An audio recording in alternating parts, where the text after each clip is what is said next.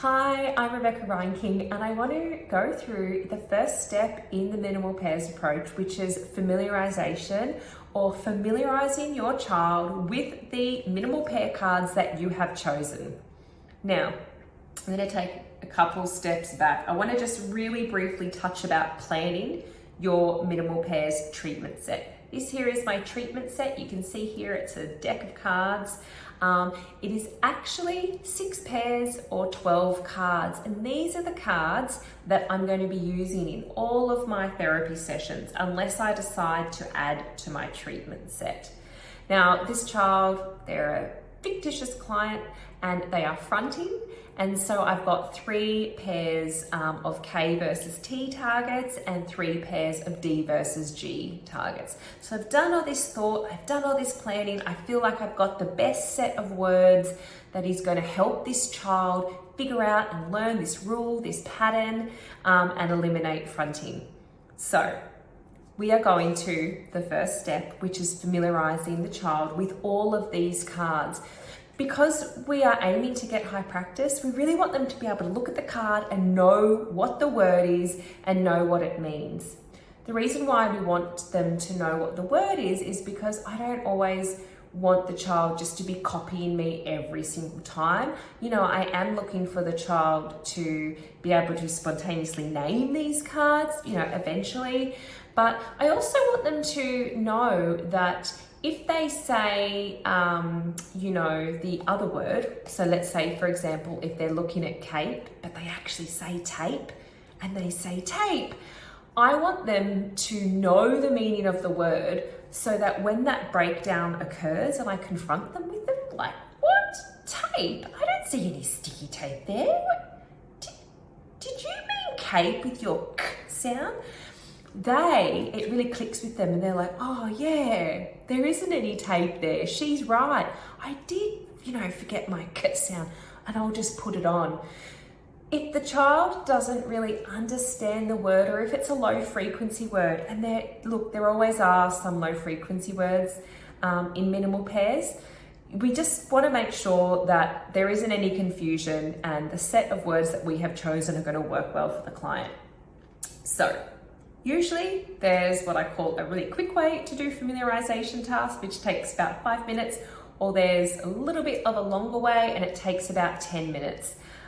This longer way is something I have done just with my own clinical practice to really make sure that the child understands the meaning of the word and has a good connection to it. So this is what I would do. I would show them in the short way, the card, and I just say something really simple about it. And I'm just going to read what's on the back of the card here. This is tape. You wrap presents with the tape. And this here is a cape. A superhero wears a cape. Now you've probably seen that a lot. I like to go into a little bit more. I like to see if the child has any connection to these words, because then that connection is something I can use with my feedback. So for example, with cape, I might say, hey, who's your favorite superhero like that wears a cape? Or do you have any capes at home? Like, we've got a Superman cape and we've got a vampire cape. What capes do you have? For example, for tape. Do you ever wrap any birthday presents? Like, does mum ever let you use sticky tape? Or at Christmas, did dad give you the tape and was it your job to give dad the tape at Christmas? And that way I've added on an extra little sentence or something, but I'm having a little conversation with the child and we're really making sure that they understand those words. And again, I can use that meaning for feedback. When there's that big breakdown and the child looks at this and says tape, I could be like, tape? I don't see anything there that you can wrap presents with. There isn't even a present there. You know, and the child really can have that aha moment.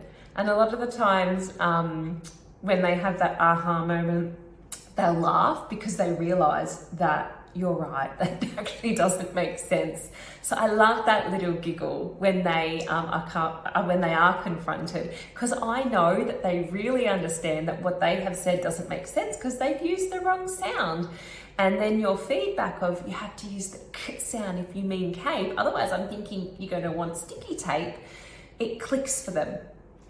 So I hope that that makes sense, that whole idea of the short version and the slightly longer version of just helping the child understand the cards and the meaning of the words. It does take about 10 minutes versus 5 minutes, but I really do think that it can be so helpful, especially if you have concerns about a child's language or if you haven't even assessed their language skills. It's just a really good way to make sure that you start therapy from a strong foundation versus the child unsure of the words and of the meaning, and then you have to go back and teach them because you realize that there is a gap.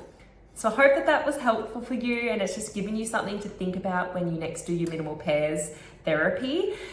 Leave a comment if you are interested in more videos on the minimal pairs approach. I'm happy to take 5 minutes out and just explain anything, and I'm really open to that feedback. Also, make sure you like and subscribe just to help our channel and to help support more videos like this. Thanks.